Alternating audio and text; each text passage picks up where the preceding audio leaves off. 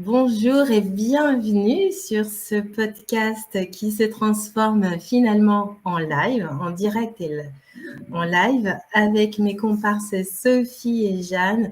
On s'est dit que c'était pas mal quand même de venir vous parler de la PNV, de venir vous proposer de répondre à vos questions en live. Donc vous allez voir nos têtes finalement qui bougent. Vous allez mettre un visage sur une voix. Alors, pourquoi ce podcast? Pour dire, la PNV, finalement, ça se pratique de façon simple. Donc, toutes les questions sont bienvenues. Et on n'est pas trop de trois pour répondre à vos questions. Donc, ce live ce soir, c'est une première.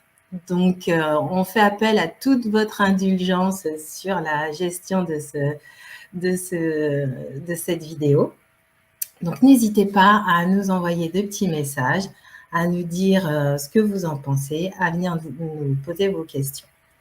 Alors, peut-être avant de commencer, ce que je vais faire, c'est de me présenter, de dire comment je suis arrivée à la PNV, comment ce live est présenté aujourd'hui, enfin, comment on en est arrivé là. Alors, pour ceux qui ont commencé à écouter les podcasts que j'ai diffusés, je crois, depuis un an et demi environ, l'idée de départ, c'était de parler de ma profession. Et puis ensuite, petit à petit, quand j'ai investigué sur comment expliquer la PNV, je me suis dit que c'était quand même intéressant d'inviter d'autres personnes à venir discuter avec moi.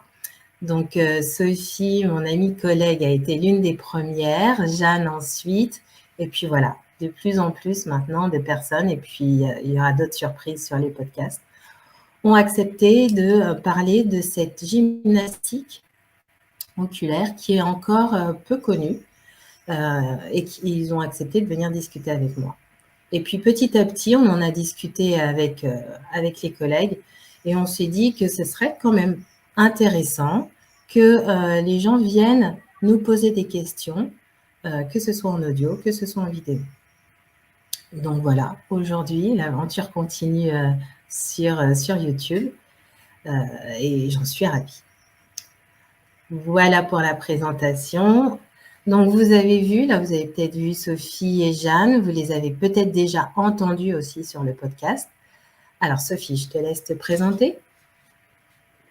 Oui, pour ceux qui n'ont pas entendu l'épisode où je me présente, je suis Sophie, Sophie Delagrange, praticienne PNV comme Karine et Jeanne, et je suis installée à Amsterdam depuis 4 ans, même si je compte en partir à la fin de ce mois, et je vais aller m'installer plutôt vers Bergerac, tout bientôt, voilà.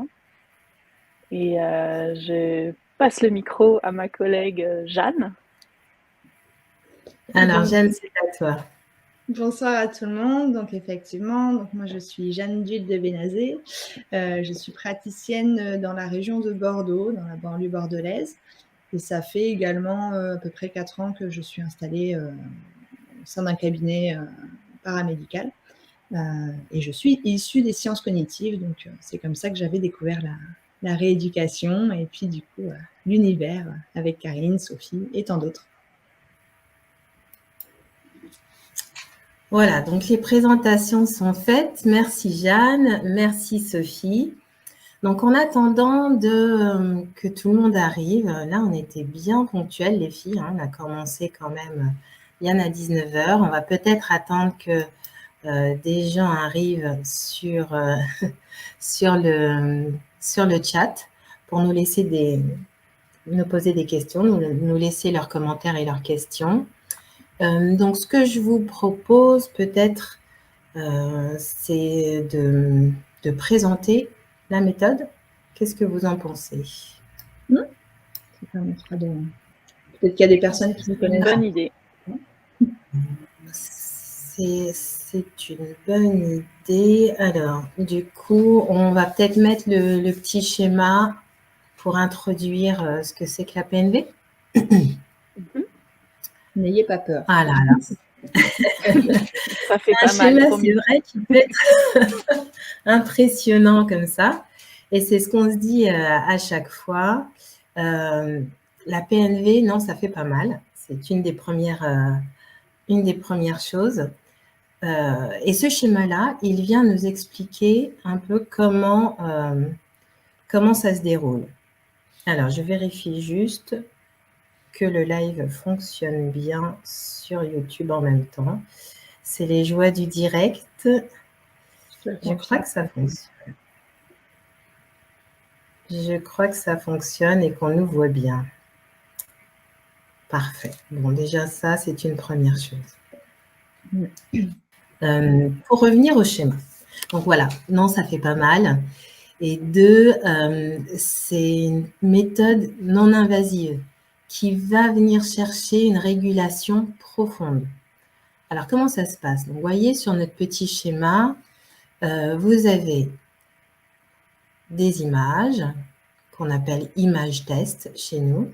Et donc, la personne qui va être placée devant ces images va avoir soit l'image telle qu'elle est présentée par l'appareil, soit l'image sera déformée d'une façon ou d'une autre. Cette image-là, elle va être traitée pas uniquement par les yeux, qui sont la vitrine, mais principalement par les centres nerveux qui sont à la base du cerveau, dans la région sous-corticale, juste sous le cortex. Une fois que cette image sera traitée par ces centres nerveux, on va avoir des informations, nous, neuropédagogues, pour savoir comment les centres nerveux fonctionnent. Comment on s'y prend, on va demander à la personne ce qu'elle voit, comment l'image se présente à elle. Et en fonction de la réponse, on va pouvoir dire si le système nerveux présente un dysfonctionnement ou pas, et surtout si cette intensité, l'intensité du dysfonctionnement du système nerveux peut être handicapante, dérangeante ou totalement compensable, si je puis dire ça. Donc, une fois que la personne nous aura donné toutes les informations sur les différentes images qu'on lui présentera, là, on pourra faire une interprétation un peu comme un instantané du système nerveux. La chose qui est intéressante avec la méthode, c'est qu'elle est multifactorielle parce qu'elle va venir chercher 3 zones différentes de notre vie d'être humain. Le système sensorimoteur, le système neurovégétatif et le système psycho-émotionnel. C'est pour ça qu'on dit que c'est une technique, une méthode multifactorielle, parce qu'effectivement, avec uniquement cette machine et cette méthode, on va pouvoir avoir je cherche mon mot, mais une emprise, en tout cas un impact sur différentes régions. Et c'est en ça qu'on dit que voilà, on peut accompagner quelqu'un qui peut être dyslexique, qui a des insomnies, des migraines, vous voyez, avec vraiment différents troubles fonctionnels. Alors, on reviendra peut-être sur les troubles fonctionnels, parce que ben voilà, ça peut peut-être faire partie d'une question. Voilà, alors pour les personnes qui viennent d'arriver, on a eu un live en direct, un changement de salle de dernière minute. C'est un peu comme quand on est en cours, on accorde dans une salle et puis en dernière seconde, on a voilà, un changement de salle. Donc, c'est ce qui s'est passé pour nous ce soir. On avait prévu une adresse, un lien et en fait, c'en est une autre. Bonjour Marie, bonsoir. Je m'occupe du côté technique. J'avais déjà commencé une présentation avec le petit schéma là que vous voyez en ligne. Et puis finalement, les problèmes techniques m'ont rattrapé. Heureusement que j'ai mes copines à la rescousse. Alors Jeanne, je te laisse faire la présentation et puis je contacte Marina. Ça marche.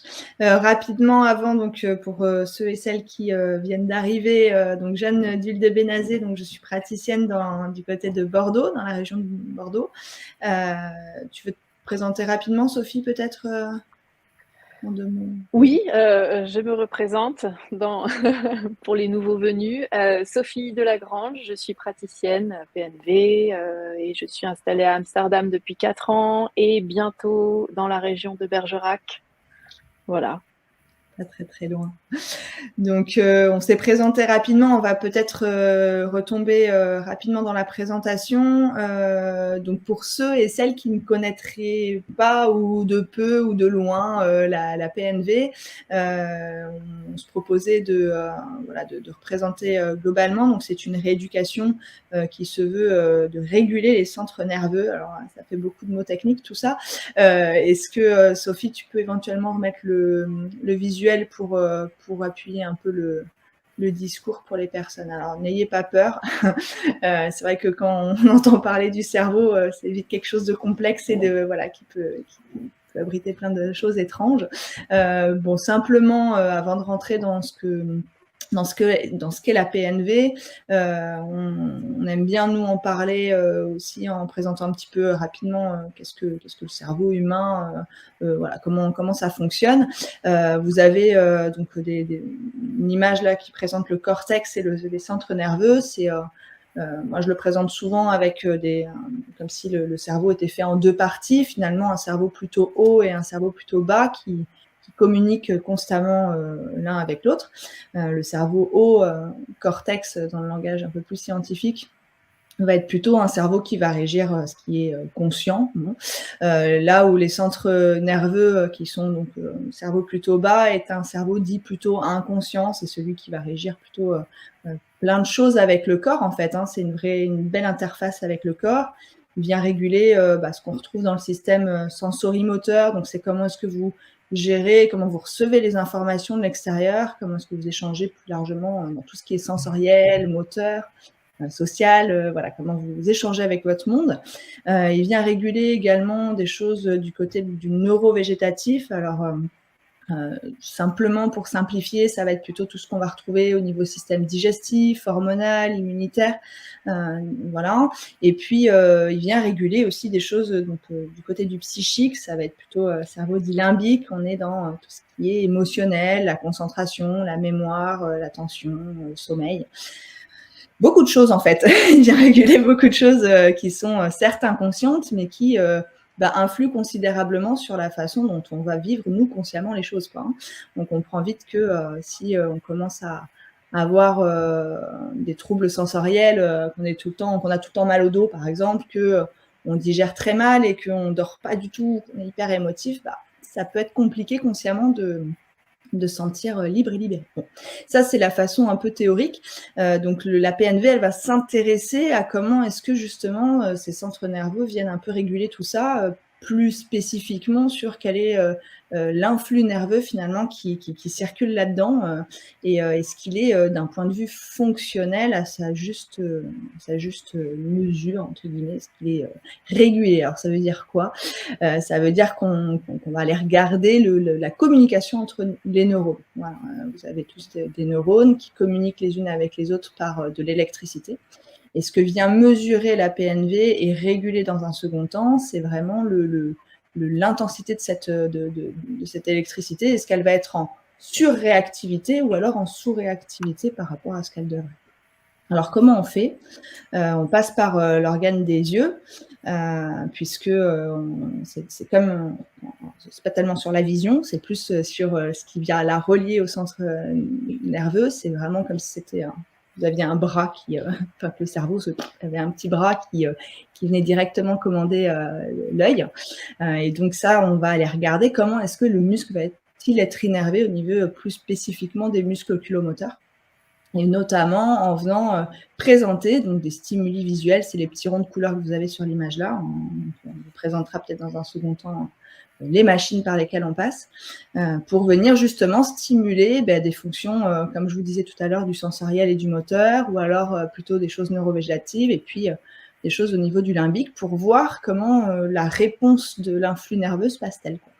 Alors, j'espère que je rends accessible un peu tout ce côté lourd qui peut faire un petit peu peur, mais grosso modo, on vient appuyer sur l'interrupteur de comment est-ce qu'il régit le sensoriel, le moteur, et puis on va regarder quelle est sa réponse. Voilà, comment l'électricité qui circule entre les neurones se met en place.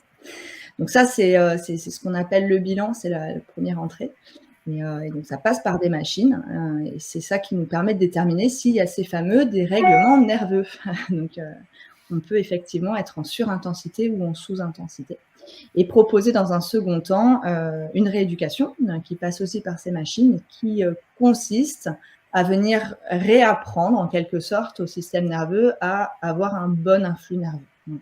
Bon, c'est une présentation un peu globale, mais qui permet voilà, de comprendre un petit peu voilà, c'est quoi le système nerveux, c'est quoi les dérèglements nerveux et comment est-ce que nous, par quelle entrée on va passer.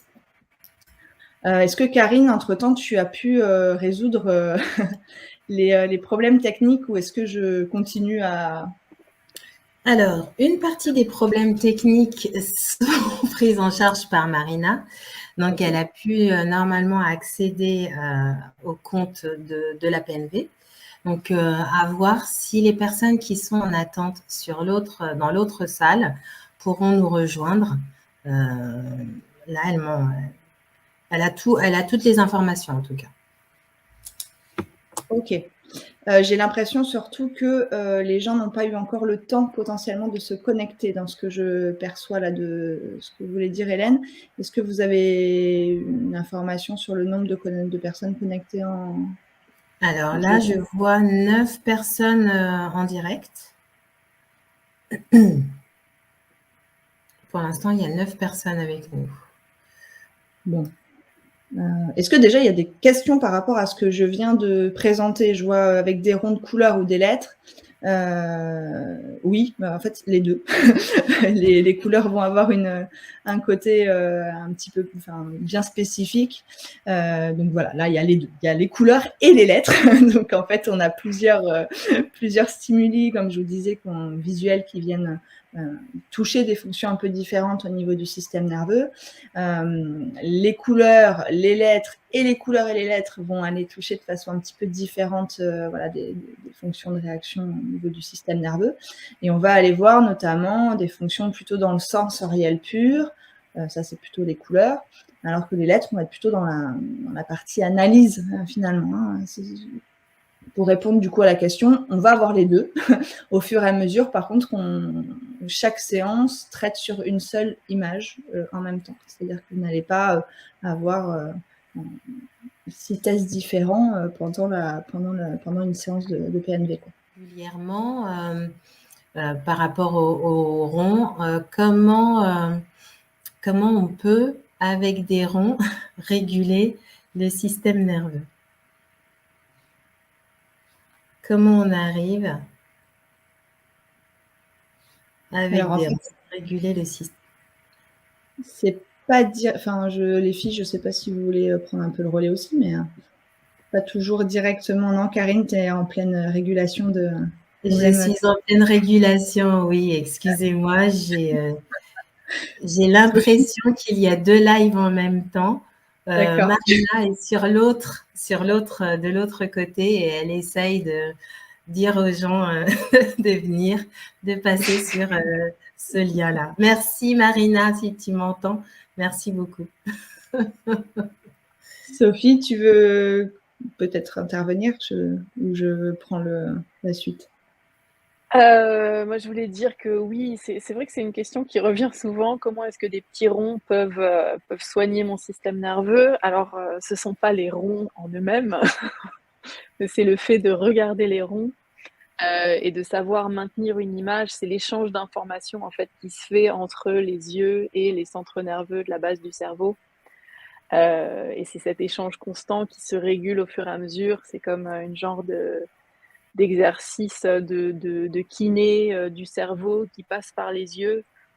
Et on réapprend étape par étape comment faire fonctionner correctement, comment envoyer le bon influx nerveux Et pour ceux qui ont entendu parler du neurofeedback, éventuellement, c'est sur le même principe que ça fonctionne. Voilà, je ne sais pas si ça répond forcément à la question très bien. Je ne sais pas si tu as quelque chose à rajouter là-dessus, Jeanne. Alors, pour ceux et celles, effectivement, qui ne voient pas quelles sont les machines, il me paraît important de spécifier que ce n'est pas juste des rondes couleurs qu'on projette comme ça dans l'environnement. On passe vraiment on joue dans ce qu'on appelle de la vision systématique et binoculaire. On vient regarder en fait comment le traitement en fait de l'information se fait par votre système nerveux par l'intermédiaire d'une plaque filtre. Donc c'est celle où il y a des trous là sur l'image projetée. Là, par exemple, on va s'appuyer sur l'image que vous percevez tous là. Donc là, on est sur des lettres typiquement. Normalement, vous êtes placé sur la partie complètement à gauche de l'image et vous regardez une autre image si tu veux, quelqu'un devant un appareil pour illustrer. Voilà. Qui vient regarder à travers des ronds l'image. Avant de vous expliquer ce qui se passe sur le test, c'est bien d'expliquer ce qui se passe au quotidien. Quand vous regardez un objet, vous décidez par exemple de regarder votre maison. Vous décidez consciemment, pour reprendre l'explication de tout à l'heure du cerveau, consciemment je décide de regarder ma maison et puis inconsciemment il va y avoir donc plein de traitements qui vont faire un tri de toutes les informations qui sont autour, qui ne sont pas pertinentes, le ciel, l'oiseau, l'herbe verte à côté, bref, je regarde ma maison par échange entre inconscient et conscient, innervation de mes yeux pour les orienter pile poil. Si je n'ai pas de dérèglement nerveux, l'influx nerveux qui va arriver au niveau de mes muscles oculomoteurs vont commander mes yeux et je vais placer mes yeux face à l'objet. Je vais le voir où il est, tel qu'il devrait être. Si maintenant on est face à un dérèglement nerveux, pour reprendre un exemple dans de l'hyperréactivité par exemple, donc un système nerveux qui a tendance à être un petit peu en surréactivité, l'électricité va être un peu trop importante et comme nous avons deux yeux, l'influx nerveux va surstimuler notre œil droit, surstimuler notre œil gauche et puis il va y avoir un petit désaxe, on va comme si on louchait légèrement et donc consciemment, voilà, super, la photo permet de montrer ça. On a donc les ronds œil 1, œil 2, c'est œil gauche et œil droit, donc ils vont avoir un désaxe par rapport à ce qu'il faudrait en réalité. Et donc l'image qui va être perçue devrait être dédoublée ou surnaturelle, des trucs un peu disloqués. Ça ne se passe pas parce que notre système nerveux, notre cerveau passe leur temps à compenser, à essayer de recréer une image qui est cohérente. C'est ce qu'on appelle la vision binoculaire en partie. Et donc, du coup, on va recréer une image cohérente. Bon. Et pour reprendre les tests maintenant, quand vous êtes face à un test, je ne sais pas si Sophie, tu peux remettre la photo de tout à l'heure. On va se servir en fait de ça. Donc la couleur que vous voyez derrière l'image qui est projetée représenterait quelque part, si je reprends mon exemple, la maison. Sauf que les petits trous que vous percevez filtrent en fait une grande partie de l'information.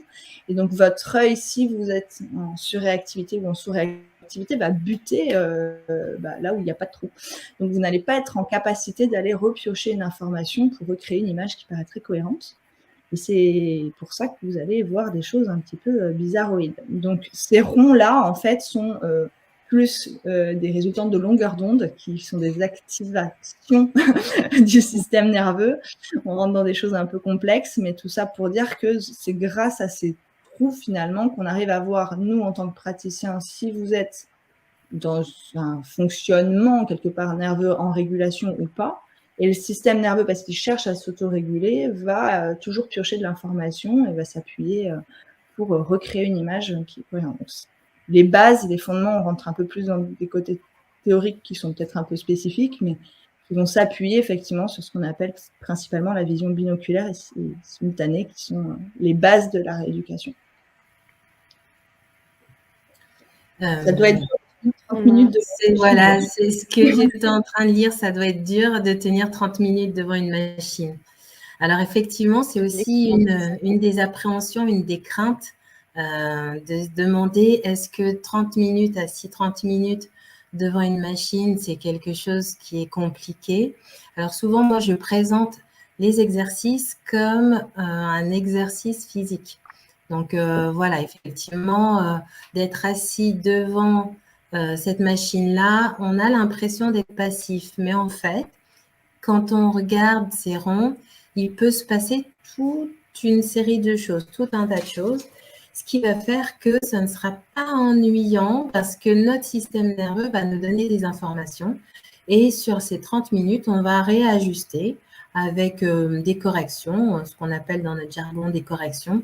Si l'image a plutôt tendance à aller vers l'hyperréaction ou au contraire vers l'hyporéaction, on aura des corrections qui seront bien différentes les unes des autres.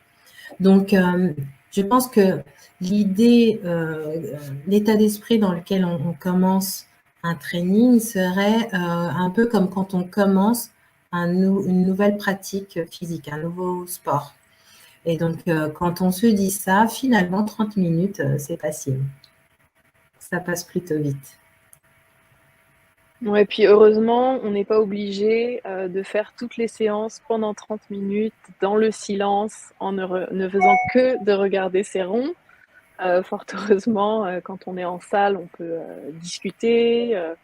Notamment, je sais quand on a des enfants, ça peut être particulièrement compliqué de les faire tenir 30 minutes devant un appareil à regarder des petits ronds. Donc, on peut faire des jeux, des devinettes, voilà, toutes sortes de choses pour faire passer le temps. Raconter une histoire, etc. Ça marche bien avec les adultes aussi, faut pas croire. Et voilà, et puis c'est vrai que on s'habitue en fait, comme tu disais, comme un entraînement sportif où au début, essayer de faire 3 pompes, ça paraît impossible et puis en assez peu de temps, on se rend compte qu'on peut en faire beaucoup plus que ça et que c'est pas forcément si difficile. Je ne parle pas pour moi. Enfin bon. Donc, Ouais, très bonne question.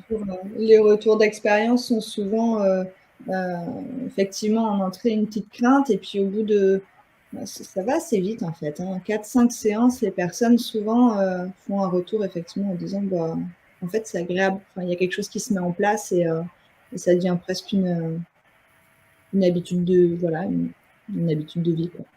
Oui, une hygiène de vie. Et souvent, quand on est en centre, on est plusieurs. Donc, il y a souvent des conversations. On retrouve souvent les mêmes personnes. Donc, c'est vraiment voilà, un petit rituel, une petite routine avec une conversation qui dure 30 minutes. On ne voit pas le temps passer. Voilà.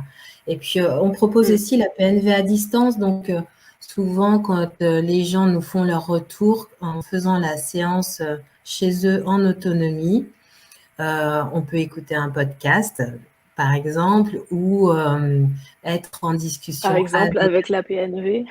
par exemple, sans citer de nom, ou en discussion avec un praticien. Et là aussi, j'ai l'impression que les 30 minutes ne sont pas vécues comme le bout du monde, hein. J'ai l'impression que ça passe assez vite aussi. Bon, petite chose par contre peut-être les filles à quand même, dire sur le vécu des séances parce que si les 30 minutes passent finalement plutôt vite, il est vrai qu'il y a des séances qui sont plus agréables que d'autres et ça c'est complètement, cohérent finalement parce qu'on vient, on vient pas juste regarder des ronds, on vient réguler, par l'intermédiaire, effectivement, de ce qu'on perçoit en tant que rond, des fonctions qui interviennent sur des choses sensorielles, motrices, digestives, hormonales. C'est très, très vaste et donc suivant la séance et la sphère qui a travaillé, les règlements nerveux et cetera, il peut y avoir des séances effectivement qui sont particulièrement agréables ou à l'inverse, qui sont un petit peu plus dérangeantes.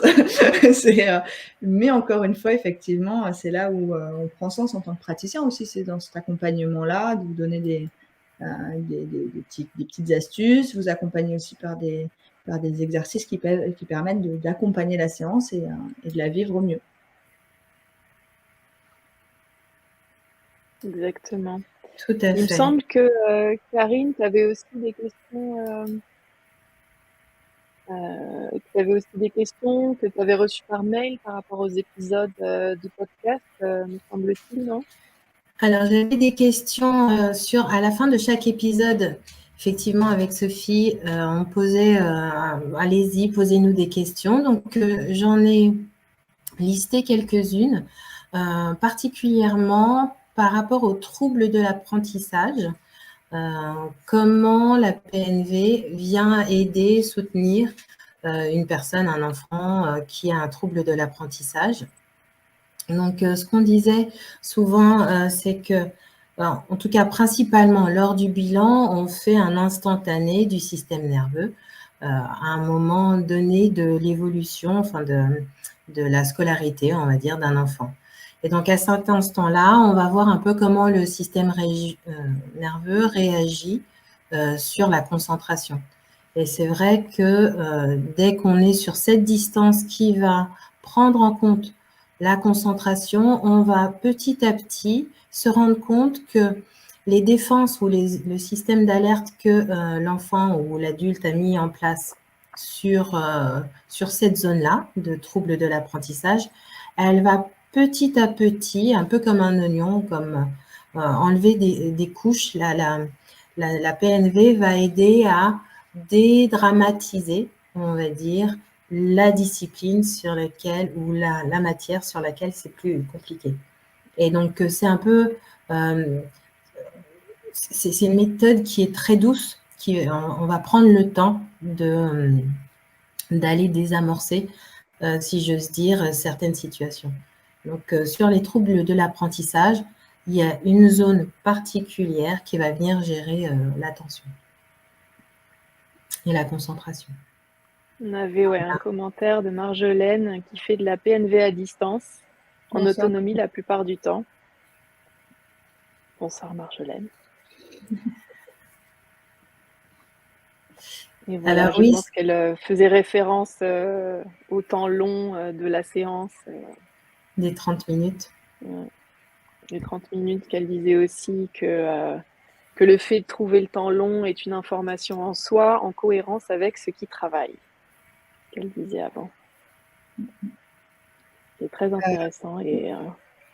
C'est effectivement pour rebondir aussi sur le... Peut-être que certains se posent du coup la question de c'est quoi effectivement à distance en autonomie.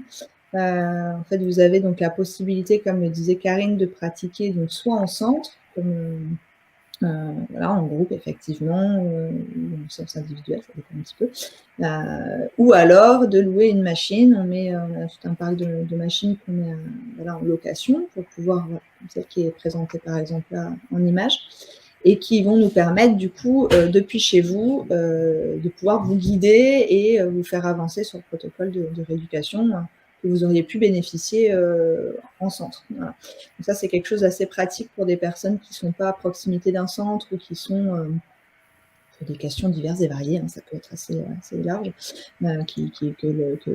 que les séances à distance permettraient.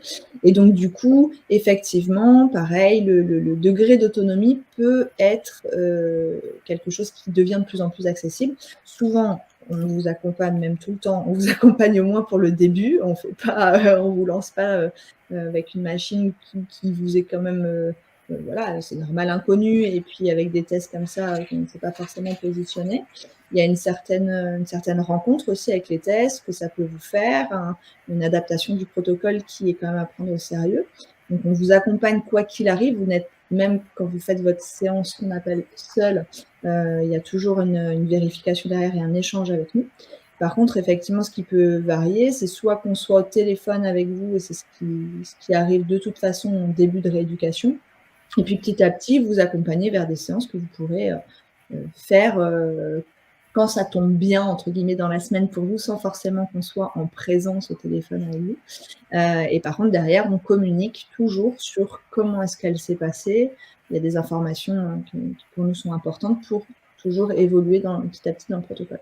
C'est vrai que c'est trois modèles différents entre les suivis au cabinet, les suivis à distance en autonomie et les suivis à distance accompagnés. Voilà. Merci Marjolaine pour cette petite intervention. Ouais, heureusement, parce qu'il n'y a quand même pas tellement de centres pour l'instant. Il n'y a pas suffisamment de centres PNV. Et puis, comme on a vu dans les quelques dernières années, il peut arriver des situations où on ne peut plus trop se rendre dans des centres PNV. D'où l'intérêt d'avoir développé cette version à distance que les gens peuvent faire à domicile. C'est ça.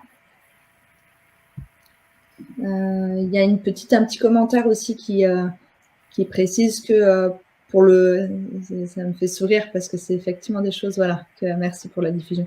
Personnellement, voilà, que pour le temps long, la musique en fond peut être une petite alternative, au même titre que nous, on peut passer par des jeux, par des histoires comme le présentait Sophie. Effectivement, on peut se mettre aussi une petite musique de fond pour accompagner. L'idée, c'est pas d'écouter du hard rock quand même. Voilà. Mais, bien choisir la musique quand même. Ouais. Voilà. Mais ça permet, moi j'ai des patients par exemple qui aiment bien écouter des podcasts pendant les podcasts de Karine par exemple, dans leur séance. Toujours est-il que ça permet effectivement d'occuper consciemment, on peut partir dans nos pensées, c'est une question qu'on me posait moi souvent en salon, mais est-ce qu'on a le droit de penser à autre chose ou, voilà, ça, complètement, vous pouvez partir un peu dans vos pensées et être libre, heureusement, de penser à quelle liste de courses il y a à faire, par exemple, pour le lendemain, tout en regardant votre test. La seule consigne, si je puis dire, c'est d'avoir vos yeux sur la machine. D'avoir les yeux ouverts. Et, voilà. Les yeux ouverts et voilà, qui regardent dans la bonne direction. Et comme tu disais tout à l'heure, nous, ce qu'on travaille, c'est vraiment les centres nerveux de la base du cerveau qui sont les mécanismes inconscients et involontaires. Et le travail qui se fait, il est pas du tout conscient, donc il n'y a pas besoin de se concentrer dessus particulièrement. Ça se fait tout seul, un peu en arrière-plan. Et l'esprit conscient peut tout à fait partir ailleurs, appeler une copine, écouter un podcast, chanter à tue-tête, ou peut-être pas du hard rock, mais sinon oui. Et voilà, s'occuper autrement, parce que c'est vrai que une fois de plus, regarder des ronds en ne pensant qu'à ça pendant 30 minutes, c'est compliqué. Surtout qu'on est dans l'obscurité. Je ne sais pas si on en a parlé tout au début parce que je gérais un petit peu le côté technique, mais quand on est dans l'obscurité, notre système nerveux est totalement focalisé par l'image qu'on lui propose. Alors effectivement, les pensées sont là, elles vont nous traverser, et tant mieux, hein, ça veut dire qu'on est encore en vie quand même. Mais comme on est dans l'obscurité, notre système nerveux va être automatiquement embarqué dans l'exercice qu'on lui propose. Donc, la bonne nouvelle, elle est là. Quand il est déjà en train de faire un exercice parce que nos yeux sont ouverts, à côté de ça, les oreilles peuvent fonctionner sur un autre mode.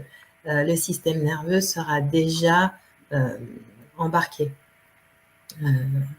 Et les perceptions sensorielles sont la porte d'entrée de la méthode.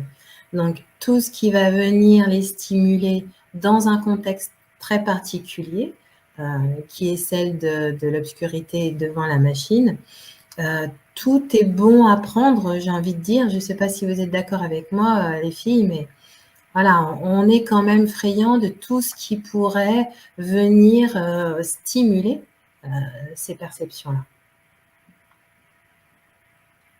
On a, je ne sais pas si c'est un commentaire ou une question. Quand les ronds fusionnent, on sera sur de l'hyper ou de l'hypo avec le schéma.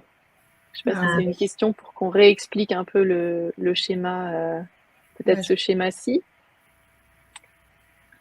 Alors, voilà. Peut-être préciser la fusion à droite ou à gauche de l'image, différent. Ouais, en fait, voilà, que si quelqu'un, si les centres nerveux communiquent bien entre eux et avec les yeux se placent correctement, et imaginons que ça c'est l'image qu'on est censé voir, on la voit correctement bien en place, tout comme on voit la réalité dans la vie de tous les jours telle qu'elle est. Et en effet, il peut y avoir deux sortes de dérèglements. Soit il y a de l'hyperréaction, les yeux sont trop innervés dans les muscles internes et ça converge un petit peu. Et du coup, ça fait bouger les ronds plutôt dans ce sens-là. Et s'il y a de l'hypo, les ronds vont plutôt bouger dans ce sens-là. Pardon, je dis dans ce sens-là, vous savez pas vers quoi je pointe. Je le fais avec mon curseur, mais personne ne le voit. Donc, enfin voilà, pour ceux qui connaissent, Pour ceux qui connaissent, voilà, les ronds bougent vers l'extérieur quand c'est hyper, vers l'intérieur quand c'est hypo. Je pense que vous avez parlé tout à l'heure de ce que ça fait d'avoir un système nerveux hyper ou un système nerveux hypo. Moi, j'étais un petit peu aussi occupée à chercher les gens avec les liens. On a un petit peu parlé de ça. Karine, du système. Alors là, j'ai aussi un commentaire en rapport avec pendant les séances. Bonsoir, j'aime bien chanter pendant la séance, au moins je respire. J'adore ce commentaire. C'est très bien. Moi, j'ai plusieurs personnes qui aiment chanter pendant leur séance et c'est vrai que c'est une excellente activité à faire pendant les séances. Ouais. Donc, je ne sais pas si vous voulez continuer sur l'hyper-hypo ou si on a suffisamment... Non, je pense que du coup, en plus avec le schéma, j'ai l'impression que c'est suffisamment parlant. Alors juste pour vous dire les filles, parce que j'ai quand même Marina de l'autre côté qui a tout géré et a récupéré l'adresse sur l'autre lien. Donc même dans l'autre salle, on nous voit aussi. Donc ça, c'est la bonne nouvelle. Double salle. Marina est formidable. Merci. On le savait déjà, mais là... Là, c'est vraiment merveilleux. Tout le monde le sait maintenant. Peut-être qu'il y a là. Il me semble qu'à un moment, on avait vu passer une question sur la durée de la rééducation. Est-ce que c'est long ou pas long, etc. Oui, souvent. Je ne la retrouve plus. Souvent, les personnes, alors, personne arrive jusqu'à nous déjà, c'est qu'elle a déjà eu un parcours plus ou moins long de recherche d'équilibre du système nerveux. Et donc, la question qui revient effectivement très régulièrement, ça va durer combien de temps? Alors, je fais souvent une réponse de Normand parce que tout va dépendre du système nerveux, de sa tendance en hyper ou en hypo lors du bilan, et puis surtout de l'intensité. Tous nos systèmes nerveux ne vont pas s'adapter à notre environnement, notre entourage de la même façon. En fonction des conditions dans lesquelles on vit, on évolue, que ce soit à la maison ou au travail, les systèmes nerveux vont être impactés différemment. En ce sens, la méthode, elle va vous aiguiller tel que vous êtes. Elle va prendre le système nerveux tel qu'il est. Et en fonction de ça, l'accompagnement, alors moi j'aime bien dire training, mais c'est vrai que c'est parce que je me rapproche beaucoup de l'activité physique, mais en tout cas l'accompagnement sur les exercices en pédagogie neurovisuelle va dépendre de l'intensité du système nerveux et effectivement du dysfonctionnement, mais c'est pas ce qui est le plus important, c'est surtout, je crois, l'intensité et la façon dont on a compensé durant ces années de dysfonctionnement, entre guillemets. Alors, je vais faire grincer des dents, mais souvent pour les enfants, c'est quand même un petit peu moins long que pour les adultes aussi. Pourquoi? Parce qu'il n'y a pas toutes ces déprogrammations, entre guillemets, à faire pour que le système nerveux retrouve le chemin, la trajectoire du retour à l'équilibre.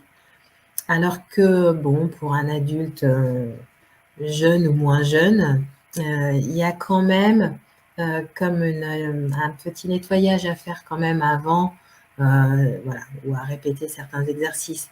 Donc voilà, là, la durée de tout l'accompagnement, de tout le protocole va dépendre. On a un commentaire aussi de Mali qui propose l'idée d'un live avec une personne pratiquant la PNV, que ce serait sympa si un de nos clients venait témoigner.